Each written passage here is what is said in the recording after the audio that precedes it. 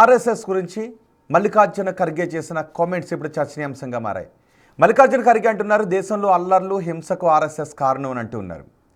BJP ఏం చేస్తుంది? Sardar Vallabhbhai పటేల్ను own చేసుకునే ప్రయత్నాలు ఎప్పటి నుంచో చేస్తూ ఉంది. అందుకే ఆకాశం అంతా సర్దార్ వల్లభాయ్ పటేల్ని ఏర్పాటు కూడా చేశారు గుజరాత్లో.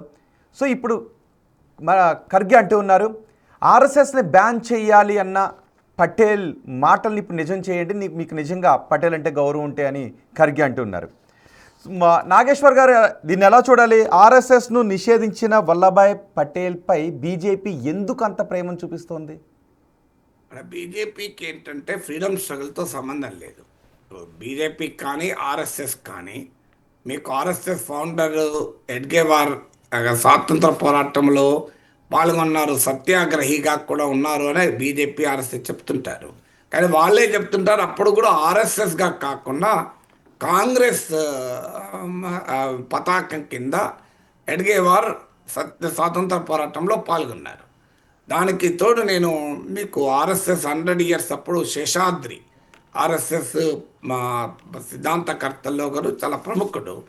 ఆయన రాజ్దీప్ సర్దేశాయికి ఇచ్చిన ఇంటర్వ్యూలో స్పష్టంగా చెప్పాడు ఆ రోజుల్లో స్వాతంత్ర పోరాటంలో పాల్గొన్నారు స్వయం సేవకులు, అందుకొరకు ఆర్ఎస్ఎస్ నుంచి అనుమతి తీసుకొని పాల్గొన్నారని. అనుమతి తీసుకోవడం ఏంటి? ఆర్ఎస్ఎస్ ఆర్గనైజేషనల్గానే పాల్గొని ఉంటే అనుమతి అవసరం లేదు కదా. కాంగ్రెస్ పార్టీ స్వాతంత్ర పోరాటంలో పాల్గొన్నారు, కమ్యూనిస్టులు స్వాతంత్ర పోరాటంలో పాల్గొన్నారు, వాళ్ళు పాల్గొనడానికి అనుమతులు తీసుకోలే కదా. కాంగ్రెస్ సోషలిస్ట్ పార్టీ స్వాతంత్ర పోరాటంలో పాల్గొన్నారు, వాళ్ళు ఎవరు అనుమతులు తీసుకొని ఫైట్ చేయలే కదా. సుభాష్ చంద్రబోస్ స్థాపించిన ఫార్వర్డ్ బ్లాక్ పాల్గొన్నారు, వీళ్ళెవ్వరూ అనుమతులు తీసుకొని పాల్గొనలే. ఆర్ఎస్ఎస్ స్వయం సేవకులు మాత్రమే అనుమతులు తీసుకొని స్వాతంత్ర పోరాటంలో పాల్గొన్నారంటే అర్థం ఏంటి?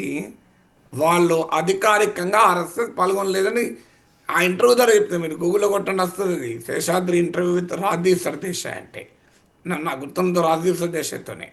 సో అందువల్ల మరి దట్ ఇండికేట్స్ కదా. అందువల్ల మీకు అదంతా ఎందుకు? ఇప్పుడు మీకు ఒకసారి మన తెలుగు రాష్ట్రాల్లో తీయండి, బీజేపీ నాయకుల లిస్ట్ అంతా రాయండి. ఇప్పుడు కాదు, లేటెస్ట్ కాదు. లేటెస్ట్ అంటే పోనీ 78 years అయిపోయినాయి, స్వాతంత్ర సమరయోధులు చాలామంది ఇప్పుడు లేరు అనుకుందాం. బీజేపీ పుట్టి 40 ఏళ్ళు అయింది కదా. బీజేపీ పుట్టినప్పటి నుంచి ఇప్పటి వరకు దేశంలో రాష్ట్రంలో ఉన్న స్వాతంత్ర సమరయోధుల జాబితా తీయండి, ఎవరైనా దొరుకుతారా మీకు? ఒక్క ప్రముఖ స్వాతంత్ర సమరయోధుల్ని బీజేపీలో నాయకుడిగా చూపెట్టాను నాకు. సింగిల్ ఎవ్వరు, ఏదో చిన్నగా పాల్గొన్న వాళ్ళు ఉండొచ్చు, కానీ ఒక ప్రముఖ స్థాయిలో. అదే కాంగ్రెస్ పార్టీ తీయండి, మీకు 100 మంది దొరుకుతారు. కమ్యూనిస్ట్ పార్టీలు తీయండి, దొరుకుతారు. ఇప్పుడు కమ్యూనిస్ట్ పార్టీకి నాయకత్వం వహించిన ఈఎంఎస్ నంబూదిరిపాద్, పుచ్చలపల్లి సుందరయ్య, వీళ్ళందరూ కూడా స్వాతంత్రోద్యమంలో పాల్గొన్నటువంటి నేతలే కదా. నిజాం వ్యతిరేక పోరాటంలో, స్వాతంత్రోద్యమంలో, సంస్థానాలకు వ్యతిరేకంగా. ఎందుకంటే అప్పుడు స్వాతంత్ర పోరాటం అనేది 2 రకాలుగా జరిగింది. ఒకటి, సంస్థానాలున్న చోట సంస్థానాధీశులకు వ్యతిరేకంగా కూడా పోరాటం జరిగింది. సో అలాంటి పోరాటం ఇప్పుడు తెలంగాణలో తెలంగాణ సాయుధ రైతాంగ పోరాటం లాగా స్వాతంత్రోద్యమంలో 2 స్ట్రీములుగా నడిచాయి.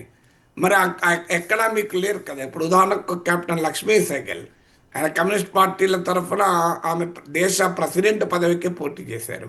కెప్టెన్ లక్ష్మీ సెహగల్ ఎవరు? ఆమె ఆజాద్ హింద్ ఫౌజ్, సుభాష్ చంద్రబోస్కు మహిళా కెప్టెన్.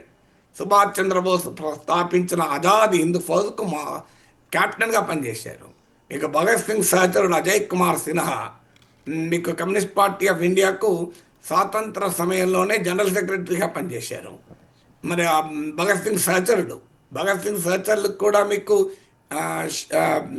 శివవర్మ, భగత్ సింగ్ మరో సహచరుడు, భగత్ సింగ్తో పాటు కలిసి పనిచేసిన వాళ్ళు వీళ్ళంతా. ఆయన సిపిఎం నాయకుడిగా పనిచేశారు. మరి కమ్యూనిస్ట్ పార్టీస్లో, కాంగ్రెస్ పార్టీలో మీకు స్వాతంత్ర సమరయోధులు కనబడతారు. ఇప్పుడు నేను కొన్ని పేర్లు చెప్పాను. మీకు బీజేపీలో ఒక ప్రముఖ స్వాతంత్ర సమరయోధుల పేరు చెప్పాను, నాకు నేను ఛాలెంజ్ చేస్తాను. అంటే మరి ఎందుకు లేరు అంటే ఆర్ఎస్ఎస్కు స్వాతంత్ర పోరాటానికి వాస్తవంగా సంబంధం లేదు, అది నిజం. అది ఎందుకంటే ఆ రోజు బ్రిటిష్ వారి ఎజెండా ఏంటంటే దేశాన్ని హిందూ ముస్లింగా డివైడ్ చేస్తే తమ వలస పాలనకు ప్రమాదం ఉండదు అని. అప్పుడు స్వాతంత్ర పోరాటమేమో హిందువులు ముస్లింలని తేడా లేకుండా, తెలుగు తమిళ అనే తేడా లేకుండా ప్రజలందరినీ ఐక్యం చేసి పోరాడుతూ వచ్చింది. దాన్ని డివైడ్ చేస్తానికి కమ్యూనల్ అవార్డులను బ్రిటిష్ వాళ్ళు పట్టుకొచ్చారు. మీకు ఒకవైపు జిన్నా మహమ్మద్ అలీ జిన్నా ముస్లిం లీగ్ స్థాపించి దేశ విభజన సిద్ధాంతాన్ని ముందుకు తెచ్చారు. మరోవైపు వినాయక్ దామోదర్ సావర్కర్ హిందూ రాష్ట్ర అనే నినాదాన్ని పట్టుకొచ్చి ఆయన అటువైపు లాక్కున్నాడు. సో దీని విడి సావర్కర్ సిద్ధాంతాన్ని ఆర్ఎస్ఎస్ బీజేపీ నమ్మింది. అందువల్ల రెండు కూడా మ్యూచువల్లీ ఒకే పర్పస్కి పనిచేస్తాయి, దేశ విభజనకు. ఆ దేశ విభజన కోరుకున్నది బ్రిటిష్ వారు. ఎందుకంటే హిందువులు ముస్లింలు డివైడ్ అయితే స్వాతంత్ర పోరాటం బలహీన పడుతుంది అని. ఇది హిస్టరీ కాదని ఎవరు అనలేరు. అందువల్ల బీజేపీకి ఏంటంటే అనివార్యంగా ఎవరో ఒక స్వాతంత్ర సమయంలో కావాలి. ఎవరిని ఓన్ చేసుకుంటారు? మొదట్లో భగత్ సింగ్ను ఓన్ చేసుకునే ప్రయత్నం చేశారు, కానీ అది సాధ్యం కాలే. ఎందుకంటే భగత్ సింగ్తో పనిచేసిన అజయ్ కుమార్ సిన్హా, శివవర్మ చాలామంది మీకు కమ్యూనిస్ట్ పార్టీలో పనిచేశారు. మీకు భగత్ సింగ్ లాయర్గా ఉన్నతను, మీకు అరుణ ఆసఫ్ అలీ అని ఆయన సతీమణి పెద్ద కమ్యూనిస్ట్ పార్టీ నాయకురాలు. మీకు సుభాష్ చంద్రబోస్ను ఓన్ చేసుకుందామని చూశారు, ఆయన మనమన్ని ఆయన మునిమనవాళ్ళని. అది సాధ్యం కాలేదు. ఎందుకంటే సుభాష్ చంద్రబోస్ స్థాపించిన ఫార్వర్డ్ బ్లాక్ లెఫ్ట్ ఫ్రంట్లో భాగము. సుభాష్ చంద్రబోస్తో కలిసి పనిచేసిన మహిళా కెప్టెన్ ఆజాద్ హింద్ ఫౌజ్ మహిళా కెప్టెన్ లక్ష్మీ సెహగల్ని ఇంతకుముందు చెప్పినట్లు వామపక్షాల అభ్యర్థిగా దేశ ప్రెసిడెంట్ పదవికి పోటీ చేశారు. సో అందువల్ల అక్కడ సుభాష్ చంద్రబోస్ సాధ్యం కాలే. ఎందుకంటే భగత్ సింగ్, సుభాష్ చంద్రబోస్ వాళ్ళు రెవల్యూషనరీ లీడర్స్. వాస్తవంగా అది సాధ్యం కాలే. మహాత్మా గాంధీని ఓన్ చేసుకోలేరు, ఎందుకంటే గాంధీతో ఐడియాలజికల్ డిఫరెన్సెస్ బీజేపీకి ఉన్నాయి. మీరు ఆర్ఎస్ఎస్ బీజేపీ వాళ్ళు ఎవరు కూడా మీకు బీజేపీ వాళ్ళు అధికారంలో ఉన్నారు కనుక రాజ్ఘాట్కి వెళ్ళి అంజలి ఘటించచ్చేమో, కానీ గాంధీ మహాత్ముని జాతిపితగా కూడా ఒప్పుకోరు. మీకు బీజేపీ ఎంపీ ప్రజ్ఞా సింగ్ ఠాకూర్ లోక్సభలోనే కదా గాంధీ మహాత్ముని చంపిన గాడ్సే దేశభక్తులను కీర్తించింది. ఆమె మీద బీజేపీ ఏ చర్య తీసుకోలే కదా ఇప్పటి వరకు. అందువల్ల గాంధీ మహాత్ముని సైద్ధాంతికనే బీజేపీ అంగీకరించదు. జై శ్రీరామ్ నినాదానికి హే శ్రీరామ్ అని గాంధీ ఇచ్చిన దానికి ఉన్న తేడా వల్ల జై శ్రీరామేమో పొలిటికల్ హిందూయిజం, గాంధీ మహాత్ముడేమో నిజమైన సనాతన హిందువు, రాజకీయాల కొరకైన హిందువు కాదు. ఈ డిఫరెన్సెస్ ఉన్నాయి కనుక గాంధీ మహాత్మును ఓన్ చేసుకోలేరు. జవహర్లాల్ నెహ్రూను అసలే ఓన్ చేసుకోలేరు. అదేందో రాహుల్ గాంధీ తాత ముత్తాత అని కాదు. Jawaharlal Nehru scientific thought, secular thinking, అది ఆర్ఎస్ఎస్ బీజేపీ ఐడియాలజీకి యాంటీ థీసిస్. అందువల్ల జవహర్లాల్ నెహ్రూను ఓన్ చేసుకోలేరు. మరి ఎవరిని ఓన్ చేసుకోవాలి? సర్దార్ పటేల్ రిలేటివ్లీ తమకు ఐడియాలజికల్గా దగ్గర అని. కానీ సర్దార్ పటేల్ ఐడియాలజికల్గా దగ్గర అంటే యాంటీ కమ్యూనిస్టు, కన్జర్వేటివ్. అందువల్ల ఆర్ఎస్ఎస్ కాస్త రుచించారు. కానీ సర్దార్ పటేల్ అసలు కాంగ్రెస్ వాది. ఆయన జవహర్లాల్ నెహ్రూకు పోటీగా ప్రొజెక్ట్ చేయడం ద్వారా గాంధీ కుటుంబాన్ని బ్లేమ్ చేయాలన్నది బీజేపీ వ్యూహం. కానీ Sardar Patel was loyal soldier of Congress party. Jawaharlal నెహ్రూకు నమ్మినామంటూ జవహర్లాల్ నెహ్రూతో కలిసి పనిచేశారు. మల్లికార్జున్ ఖార్గే అంటున్నట్లు ఆర్ఎస్ఎస్పై నిషేధం హోంమంత్రిగా సర్దార్ పటేల్ ఉన్నప్పుడే జరిగింది. సర్దార్ పటేల్ జవహర్లాల్ నెహ్రూల మధ్య కరస్పాండెన్స్ చరిత్రలో అందరికీ తెలుసు. అందువల్ల they have no other option. Sardar Patel own చేసుకున్నా అది అతకదు. అయితే ఆయన గుజరాతీ గనక, మోడీ అమిత్ షాలు గుజరాత్ గనక, మీ గుజరాత్ గడ్డపైన మోహన్ దాస్ కరమ్చంద్ గాంధీ, జాతిపిత మహాత్మా గాంధీ కన్నా సర్దార్ పటేల్కి ఎత్తైన విగ్రహాన్ని కట్టారంటే అర్థమవుతుంది కదా. గాంధీ వర్సెస్ పటేల్ని, గాంధీని బీజేపీ డిజోన్ చేసుకుంటోంది, పటేల్ ఓన్ చేసుకునే ప్రయత్నం చేస్తుంది. కరెక్ట్. ఒకసారి ఖర్గే మాటలు కూడా విందామంటే ఖర్గే ఏమన్నారా బయట చూద్దాం. See, the question is that what Vallabhbhai Patel ji said, I have quoted. And as you rightly said, he believed in that. When Patel himself banned for RSS, then naturally he is disrespecting. He is disrespecting our Vallabhbhai Patel ji. Vallabhbhai Patel, he himself given all the reasons why he banned, why what Syama Prasad Mukherjee said, what Hindu Mahasabha said, what Golwalkar Guruji said, everything he quoted. So there is no ambiguity. अब मेरा वैयक्तिक विचार है और मैं खुल के बोलूँगा लगाना चाहिए, क्योंकि ये वल्लभ भाई पटेल जो चीज़ें हमारे सामने रखी है, अगर उसको मर्यादा प्रधानमंत्री देते हैं, शाह देते हैं, तो इसको होना चाहिए। क्योंकि आज देश में जो कुछ गड़बड़ियाँ हो रही है और देश में जो कुछ लॉ एंड ऑर्डर का प्रॉब्लम भी क्रिएट हो रहा है, ये सब बीजेपी और आरएसएस की वजह से। ఇంతకుముందు మీరన్నట్టే బీజేపీ సర్దార్ వల్లభాయ్ పటేల్ని ఓన్ చేసుకునే ప్రయత్నం చేస్తుంది. కానీ సర్దార్ వల్లభాయ్ పటేల్ ఆర్ఎస్ఎస్ని బ్యాన్ చేయాలనే దాన్ని మాత్రం పట్టించుకోవట్లేదు. దాన్ని వల్లభాయ్ పటేల్ని అగౌరవపరచడమే అని ఖర్గే అంటున్నారు. అంటే పొలిటికల్ స్టేట్మెంట్ అది. అంటే సర్దార్ పటేల్ కాంగ్రెస్ వాది, బీజేపీ అప్రాప్రియేట్ చేసుకోవడం అనేది అది రాజకీయంగా సరైనది కాదు. గౌరవమా అగౌరవమా అనేది కాదు. సర్దార్ పటేల్ కానీ ఇంకోరు కానీ దేశ నాయకులు, వాళ్ళని ఎవరైనా గౌరవించవచ్చు. వారు ఎవరికి పర్సనల్ ప్రాపర్టీ కాదు, ప్రైవేట్ ప్రాపర్టీ కాదు. అందువల్ల సర్దార్ పటేల్కు ఎత్తైన విగ్రహం కడితే, సర్దార్ పటేల్ని బీజేపీ గౌరవిస్తే తప్పని నేను అనడం లేదు. గౌరవించడానికి అభ్యంతరం ఏమీ లేదు. ఎందుకంటే వాళ్ళు జాతీయ నాయకులు. వారి విషయంలో రాజకీయ ఓనర్షిప్ అనేది మంచిది కాదు.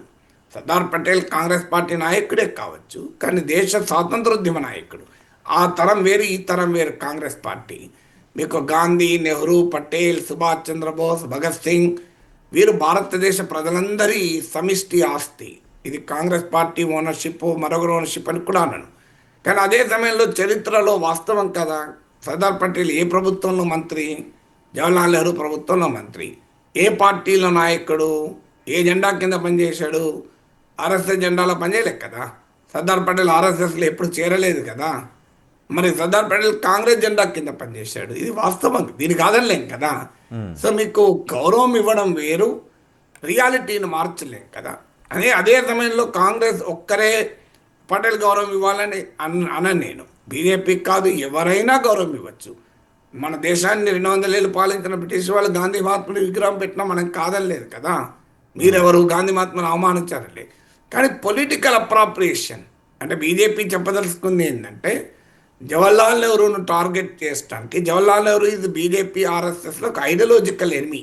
ఎందుకంటే జవహర్లాల్ నెహ్రూ ఇది సైంటిఫిక్ థింకింగ్ కావాలన్నాడు, జవహర్లాల్ నెహ్రూ సెక్యులర్ అవుట్లుక్ కావాలన్నాడు కనుక, జవహర్లాల్ నెహ్రూ మోడర్న్ ఇండియాను నిర్మించాలనుకున్నాడు కనుక అది బీజేపీ ఆర్ఎస్ఎస్కు ఐడియాలజికల్గా పడదు. సో నెహ్రూతో పాటు నెహ్రూ కుటుంబం కాంగ్రెస్ పార్టీ నాయకత్వం కనుక మీకు దానికి కూడా నెహ్రూను ఐసోలేట్ చేయాలి. నెహ్రూను ఐసోలేట్ చేయాలి, గాంధీని ఐడియాలజికల్గా వ్యతిరేకించడం వల్ల ఇక మిగిలింది ఎవరు? పటేల్. గాంధీ, నెహ్రూ, పటేల్ అప్పుడు ఒక కవిత్రయం లాగా కదా, మీకు త్రిమూర్తుల్లాగా స్వాతంత్ర పోరాటానికి నాయకత్వం వహించిన వాళ్ళు కదా. అందువల్ల పటేల్ను ఓన్ చేసుకోవాలనే ప్రయత్నం.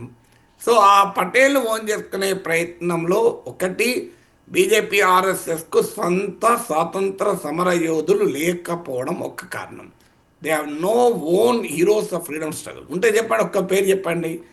రెండో ప్రాబ్లం ఏంటి అంటే, ఒక నెహ్రూ పటేళ్ల మధ్య ఒక అగాధాన్ని సృష్టించి, పటేల్కి కాంగ్రెస్ అన్యాయం చేసింది నెహ్రూ రాజకీయ అధికార ఆకాంక్ష వల్ల అనేది ఎస్టాబ్లిష్ చేద్దామన్నది ఉద్దేశం. కానీ పటేల్ ఎప్పుడు నెహ్రూకు వ్యతిరేకంగా తిరుగుబాటు చేయలే. నెహ్రూకు వ్యతిరేకంగా పటేల్ నేనే ప్రధాని అవుతా, నెహ్రూను కూలగొట్టడానికి ఏం ప్రయత్నం చేయలే. ఎల్కే అద్వానీని ప్రధానమంత్రి కాకుండా నరేంద్ర మోడీ ఆపగలిగాడు, కానీ జవహర్లాల్ నెహ్రూ ప్రధానమంత్రి కాకుండా సర్దార్ పటేల్ ఆపలేదు. ఎల్కే అద్వానీని కనీసం దేశ ప్రెసిడెంట్ కాకుండా చివరకు భారతరత్న కూడా అందరికి ఇచ్చాక తప్పనిసరి ఇచ్చిన పరిస్థితి ఏం లేదు కదా. సో పటేల్ నెహ్రూ గౌరవించాడు, నెహ్రూను పటేల్ గౌరవించాడు. అద్వానీ మోడీ సంబంధాలు కాదు కదా. సో కానీ దాన్ని కావాలని పటేల్ను మీద పేరు చెప్పి నెహ్రూను బ్లేమ్ చేయాలి అనే ఒక రాజకీయ లక్ష్యంలో భాగం ఇది. అందుకే కాంగ్రెస్ పార్టీ అంతగా వ్యతిరేకిస్తుంది. సో ఇక్కడ కాంగ్రెస్ పటేల్ అంశాన్ని తీసుకొచ్చి ఆర్ఎస్ఎస్తో ముడిపెడుతోంది. కానీ బీజేపీ ఏమంటుంది అంటే దేశ సమగ్రతకు ఆర్ఎస్ఎస్ చాలా పాటుపడుతుందని చెప్తుంది. ఇటు కర్ణాటకలో చూస్తే ఆర్ఎస్ఎస్కి అక్కడ ప్రభుత్వానికి మధ్య ఒక రకమైన యుద్ధమే జరుగుతుందని మనకి కనిపిస్తుంది. అంటే ఇక్కడ కాంగ్రెస్ వ్యూహాన్ని ఎలా చూడొచ్చు? ఈ ఆర్ఎస్ఎస్కు వ్యతిరేకంగా దేశవ్యాప్తంగా పెద్ద ఎత్తున కాంగ్రెస్ ఉద్యమించే అవకాశం ఉంది, విస్తరించే అవకాశం ఉందని అనిపిస్తుందా? ఆర్ఎస్ఎస్ వ్యతిరేకంగా పనిచేస్తే ఎవరికి వ్యతిరేకంగా పనిచేస్తారు? కాంగ్రెస్ పార్టీ. కాంగ్రెస్ పార్టీ ప్రధాన రాజకీయ ప్రత్యర్థి బీజేపీ. అందులో ఆశ్చర్యమే ఉంది మీ ప్రశ్నలో. ఇప్పుడు కాంగ్రెస్కు రాజకీయ ప్రత్యర్థి బీజేపీ. బీజేపీ ఆర్ఎస్ఎస్ బీజేపీ ఒకటే. ఆర్ఎస్ఎస్కు ఉన్న రాజకీయ వ్యక్తీకరణ బీజేపీ. ఆర్ఎస్ఎస్ ఎన్ని చెప్పినా మాకు సంబంధం లేదన్నా నరేంద్ర మోడీ స్వయం సేవకుడు కదా, అమిత్ షా స్వయం సేవకుడు కదా. అందువల్ల దేశంలో కాంగ్రెస్కు ప్రధాన ప్రత్యర్థి బీజేపీ అయినప్పుడు ఈ ఆర్ఎస్ఎస్ మీద అటాక్ చేయకపోతే కాంగ్రెస్ ఎవరి మీద అటాక్ చేస్తుంది? అదే అండర్స్టూడ్ కదా. తర్వాత మీకు పటేళ్ళు ఆర్ఎస్ఎస్తో ముడి కాంగ్రెస్ పెట్టలే. పటేల్ను బీజేపీ ఆర్ఎస్ఎస్ ఓన్ చేసుకునే ప్రయత్నం చేస్తే ఆ పొలిటికల్ అప్రాప్రియేషన్ను అంటే రాజకీయంగా కాంగ్రెస్ నాయకుడు అయిన సర్దార్ పటేల్ను తమ నాయకుడిగా బీజేపీ ఆర్ఎస్ఎస్ ప్రొజెక్ట్ చేసుకునే ప్రయత్నం చేస్తే కాంగ్రెస్ రియాక్ట్ అవుతుంది. పటేల్ను ఆర్ఎస్ఎస్ను కాంగ్రెస్ ముడిపెట్టలే. మీరు అడిగిన ఫస్ట్లో ఉన్న తప్పది. పటేల్ను కాంగ్రెస్ ఆర్ఎస్ఎస్ను కాంగ్రెస్ ఎందుకు ముడిపెట్టింది? ముడిపెట్టేది బీజేపీ, విడగొట్టేది కాంగ్రెస్ కదా. ఓకే, మరి చూద్దాం. ఖర్గే అంటూ ఉన్నారు పటేల్ని గౌరవిస్తే ఆర్ఎస్ఎస్ను బ్యాన్ చేయండి అని. కానీ ఆ పటేల్ను ఓన్ చేసుకునే ప్రయత్నమే బీజేపీ మొదటి నుంచి చేస్తూ ఉంది. మరోవైపు పటేల్ వ్యతిరేకించిన ఆర్ఎస్ఎస్ దేశ సమగ్రతకు కారణమని ఇటు బీజేపీ అంటుంది. మరి చూద్దాం కాంగ్రెస్ బీజేపీ మధ్య ఈ వార్ ఎంతవరకు వెళ్తుందో. ఖర్గే వ్యాఖ్యలపై బీజేపీ ఎటువంటి